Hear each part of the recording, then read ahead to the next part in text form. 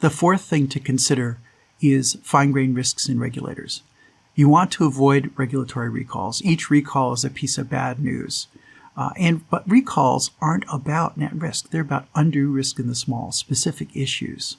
And so, for example, if NHTSA has a recall for automated vehicle technology, these are real examples. It's because the vehicle is rolling through stop signs instead of stopping, or it was having an elevated rate of phantom braking, or it had a malfunctioning display console. These recalls are not about the total net risk. They're about specific risky behaviors. And so not only do you need to have good statistical net risk, but you have to not display specific risky behaviors even if safety in other areas compensates for it.